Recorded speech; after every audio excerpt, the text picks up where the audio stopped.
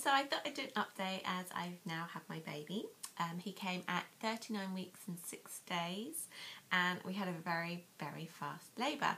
I was watching the Great British Bake Off last Wednesday and it was pie week, and I felt some weird achy pains, and by about 10 to 9 I was finding it really hard to concentrate on the programme, but it just felt like period pain. I wasn't too bothered. So I had a bath, and by about 9:30 everything had sort of stopped. So I thought, oh good, I'm going to go to bed. So I sent my husband off to bed, and then I went and potted about in the room that we planned to have the baby in. And then my mother had texted me and said, should she go to bed or should she come over and give us a hand, you know, look after my daughter? And I said, oh no, go to bed. And about 10 minutes later, I'd just gone 10, I thought, maybe she shouldn't. So I texted her and said, actually no, come over. So she came over and she got here sort of 10:30ish or 20 to 11 and left. And the baby was born at 11:02. So my daughter just about missed that. She was getting a bit upset because Mummy was not very calm, because I could tell this was going to happen very quickly. They sent a midwife from 20 miles away who, funnily enough, didn't make it. And we were advised to call an ambulance, which also didn't make it. But the ambulance operator was on the phone to my husband and was telling him to tell me not to push, which was a little bit of a joke because it's not like you really get to choose. And after a couple of pushes, he said, oh no, I can't see the head. Oh yes, I can. Oh, and there's the rest of them. So that was rather exciting. We ended up having 3 ambulance people in the little room that we had him in, waiting for the midwife to arrive. And apparently my mum had got about a mile up the road and she'd seen the flashing lights of the ambulance, but alas, they got there about 5 minutes after the baby. So we did have some sort of care, and you know, it's a shame they'd told me all the things that could possibly go wrong with a home birth, because then obviously I was thinking about them.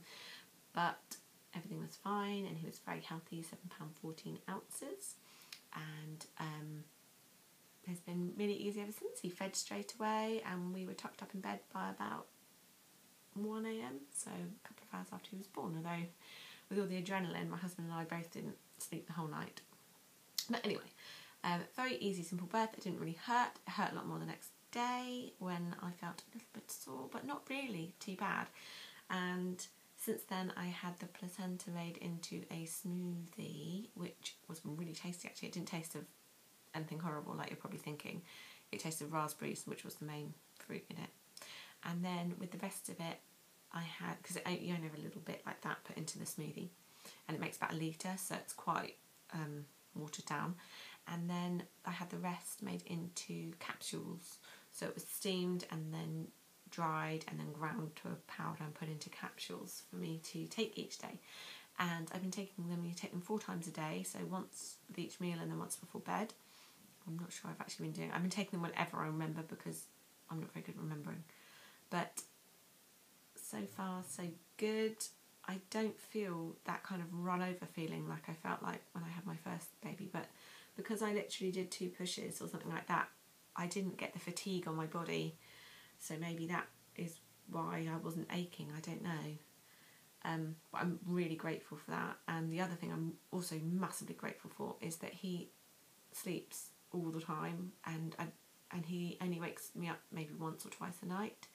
So from 12 till 7, I normally only get woken once, which is amazing, and I'm not getting that stupidly tired like I felt last time. So everything's just a lot easier than I thought. The only thing that I'm finding stressful is dealing with my older daughter, who the day that I gave birth was the day that she just had her first day at school.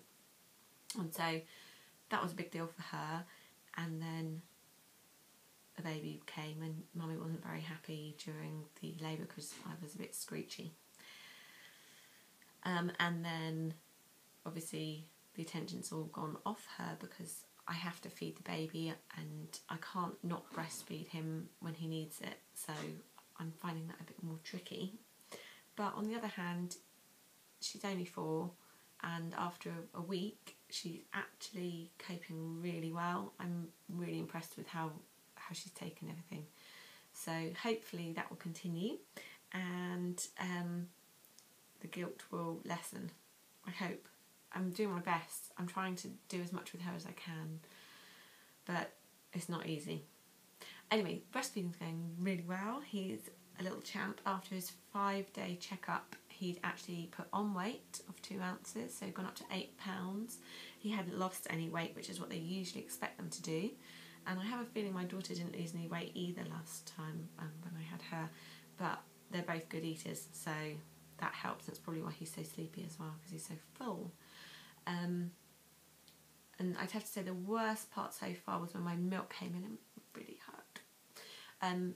But that's one of those things that you have to get through, whether you're going to breastfeed or not. It's going to happen, and you just have to let it pass. And it is really only 24 hours of real discomfort, and ibuprofen and paracetamol took the edge off it. So it was just a case of staying on top of that. But yeah, he's really cute, and I'm so happy that my daughter's glad to be a big sister. She's doing really well. She's really keen on looking after him unless he pukes or poos, and then she's not so interested. But anyway, I'll give you a little look at him now, because he's just sleeping. So you can see he's uncurling slowly after a week, and hopefully he'll continue progressing really well. So there's an update and a little brief version of the birth story for baby Ben. So I shall do another update and let you know how we're getting on in a few weeks, but after a week I can say everything's pretty good. See you again soon.